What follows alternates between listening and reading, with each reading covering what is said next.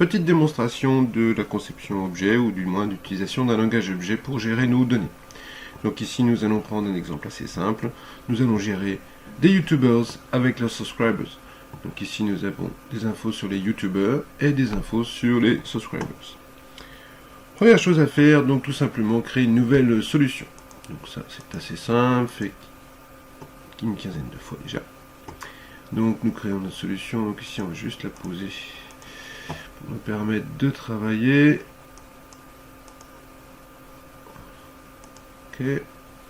Donc ici, démo PO.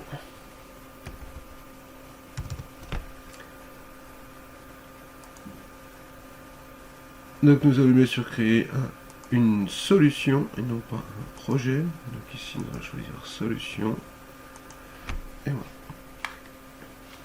Pour travailler dans cette solution, nous avons bien sûr besoin de quoi? D'un projet de type bibliothèque de classe. Donc, ajouter nouveau projet de type bibliothèque de classe. Donc ici, nous allons appeler ça YouTube.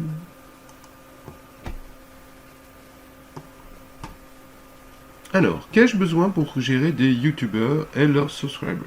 Ben ici, j'ai besoin d'une classe YouTuber. Donc dans cette classe YouTuber, bien sûr, attention, la classe doit être publique.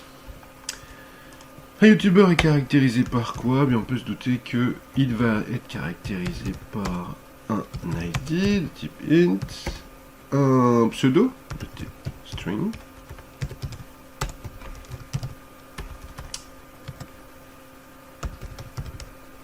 un minima.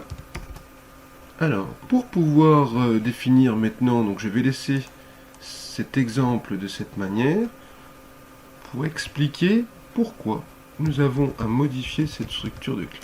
Donc ici, nous avons YouTuber. Et je vais bien sûr créer une nouvelle classe qui va nous permettre d'ajouter des subscribers. Donc ici, je vais créer une nouvelle classe que je vais bien sûr appeler subscriber. Cette classe, comme vous pouvez le voir, n'est pas publique, donc nous verrons tout à l'heure comment expliquer cette différence avec public et non public. Donc maintenant que j'ai terminé, je vais simplement rajouter une méthode dans mes YouTubers, parce que le but de mon application est de pouvoir connaître le nombre de subscribers pour un YouTuber. Donc ici, il suffit de faire get count of subscribers, ce qui me permettra de savoir combien j'en ai. Et voilà. Donc pour l'instant, bien évidemment, nous ne savons pas quoi retourner. Donc ici, int, mon résultat est égal à 0 et je fais un return de mon résultat. Voilà, le décor est planté. Maintenant, que me manque-t-il? Uniquement un test unitaire sur cette méthode. Donc je vais ajouter ce test unitaire. Et voilà. Alors, maintenant, que fait-on? De manière simpliste et très épurée, nous allons bien comprendre facilement qu'il nous faut créer un YouTuber. Donc ici, je vais créer un YouTuber. Y égale new YouTuber. Le problème est que, ici, je peux très bien créer un YouTuber sans nom ni prénom. Or, ce n'est pas ça qui m'intéresse, puisque, bien évidemment, ce qui nous intéresse, c'est d'avoir une définition précise d'un YouTuber. Donc ici, il a au moins un ID et un name. Donc ici, mon compilateur, du moins mon environnement de développement, me dit qu'il y a un problème, puisque je n'ai pas cette méthode, ou ce qu'on appellerait plutôt ce constructeur, puisque ça va me créer une instance de YouTuber dans la classe. Donc voyons les propositions qu'il me fait. Veux-tu générer un constructeur pour YouTuber? La réponse est oui. Alors attention, sa génération est un peu aléatoire, puisque vous voyez ici le résultat. Donc nous aurons bien sûr à modifier ce code généré. Donc allons voir le code généré. Donc rappel ici, c'est assez simple. Il me suffit d'aller à la définition et je tombe directement sur le code. Oui, effectivement, Il m'a fait un peu n'importe quoi, puisqu'il a remplacé V1 et V2 avec ces paramètres-là. Or, ce qui nous intéresse ici, nous, c'est de pouvoir utiliser nos variables précédemment définies.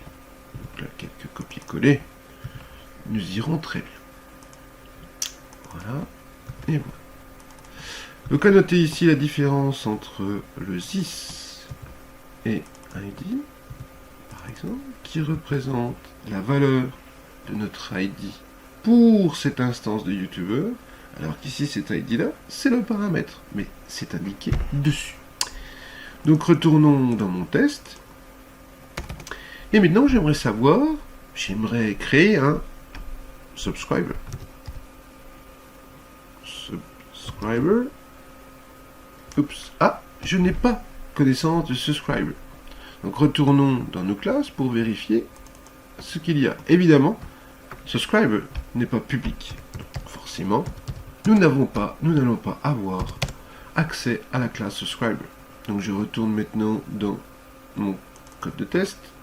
Donc ici, cette fois-ci, je devrais avoir accès à ma classe subscriber. Certaines n'étaient pas le cas. C'est tout simplement qu'il faut enregistrer ces éléments pour y avoir accès. Oups. Subscriber, voilà. Donc ce subscriber S est égal à quoi? Nous allons créer un subscriber avec simplement un nom et un numéro, pardon, aussi. C'est assez classique. Mais cette fois-ci, ça ne va pas être un pseudo, mais un nom. Donc ici, 1 aussi.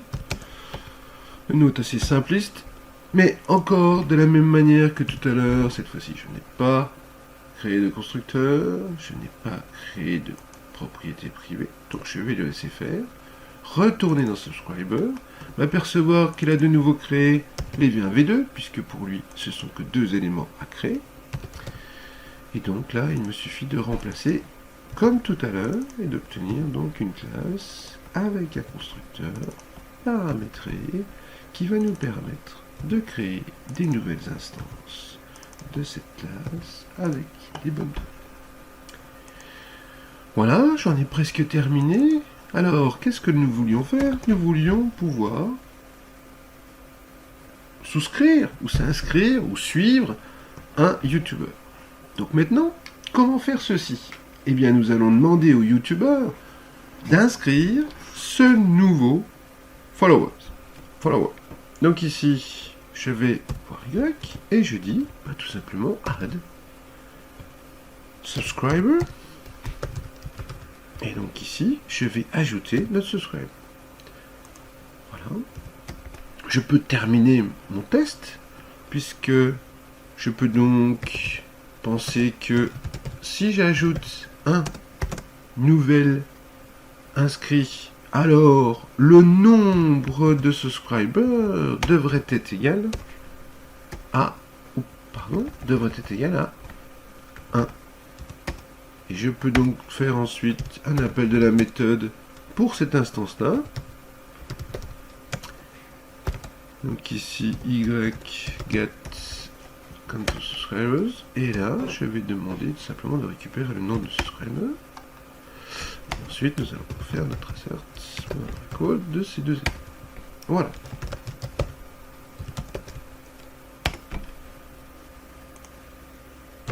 Très bien.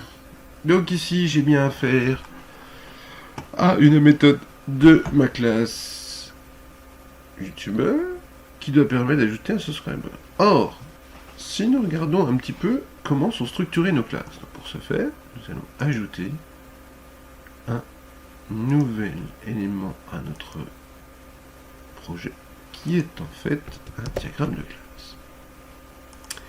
Ce diagramme de classe va nous permettre de représenter graphiquement les éléments composant notre solution. Ici j'ai un subscriber et j'ai un YouTuber.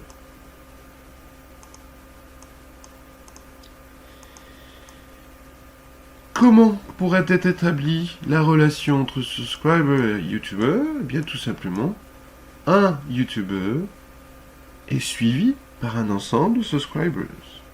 Donc, il faut qu'un YouTuber puisse connaître ses subscribers. Donc il nous manque ici une relation qui va nous permettre d'associer à un YouTuber plusieurs subscribers. Donc ici, je vais retourner dans ma méthode qui me permettait de calculer, qui est bien sûr non définie. Ici, j'ai ma méthode qui permet d'ajouter un subscriber. Donc ici, elle n'existe pas. Donc je vais la créer. Voilà. Donc ici, mon code est parfaitement juste et normalement devrait pouvoir compiler. J'ai une petite erreur ici. Ah, on oublie certainement. Voilà, retournons dans notre YouTuber. Nous avons bien nos méthodes, mais évidemment, cette méthode-là n'est pas implémentée. Alors, exécutons le code pour se rendre compte de ce qui doit se passer. Donc je retourne sur mon test et je vais débugger mon test à partir de ce moment-là.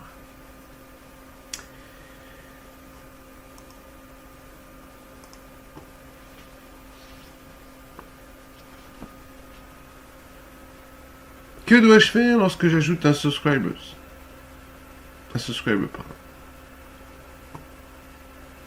Eh bien, allons voir. Alors, ici, qu'est-ce que j'ai comme solution? Et je n'en ai pas beaucoup. J'ai une seule solution qui va donc consister à faire le lien entre ce YouTuber et ses followers. Donc, qu'est-ce que j'ai besoin? Eh bien, j'ai besoin d'un objet qui va me permettre de stocker les références de ces subscribers. Donc ici, je n'ai pas encore créé cet objet, mais il est évident que c'est une variable aussi privée. Donc, je vais créer une variable privée qui va être quoi? Une liste de subscribers. Oups. Subscribers. Subscribers. Et je vais donc pouvoir faire quoi lorsque j'ajoute? Donc ici, bien sûr, on met en commentaire ce jet d'une nouvelle exception. Et nous allons donc faire tout simplement quoi? Nous allons ajouter ce nouveau subscriber S à la liste des subscribers. Donc ici c'est assez simple. Subscribers, j'ai un add, oups, j'ai un add et j'ajoute S. Maintenant que nous sommes ici, nous pouvons continuer tranquillement notre code puisque si nous avons bien compris, tout devrait bien se passer. Or, il n'en est rien. Alors, pourquoi il n'en est rien? Eh bien, réfléchissons un peu au mode de fonctionnement de notre application. Et surtout, interprétons l'erreur. Qu'est-ce qui est nul? À part notre code? Eh bien, ce qui est nul, ce sont les subscribers. Pourquoi?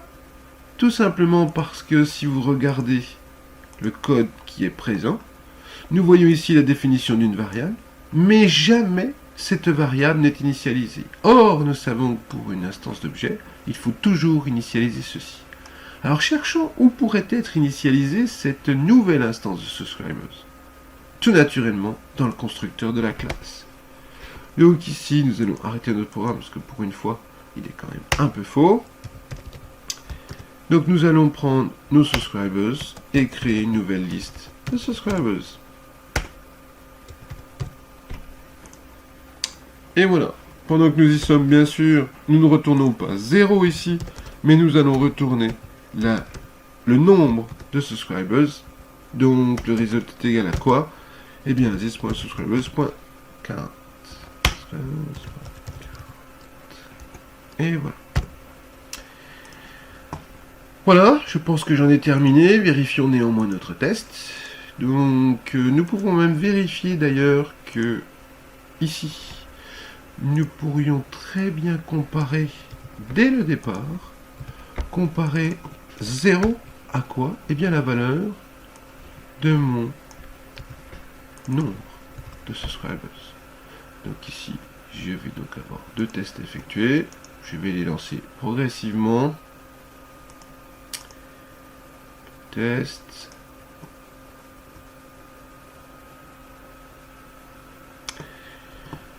Donc ici nous avons bien Y est bien de type YouTuber et non YouTuber. Vous voyez que les subscribers sont peu nombreux. Donc ici notre test devrait donc passer. Je vais ici, je récupère subscriber.count et j'obtiens bien le résultat escompté. Bien évidemment, vous avez compris que la même chose devrait se produire puisque j'ajoute un subscriber, donc ce subscriber est bien agité. Et là, je vais pouvoir comparer au nombre de subscribers présents. Si je vais dans Y, si je regarde bien avec mon navigateur, mon debugger, pardon, je trouve bien ce nouveau subscribe. Et voilà pour cet exemple ô combien simpliste qui permet de montrer comment fonctionne la notion d'objet, et le test est un succès. À vos claviers.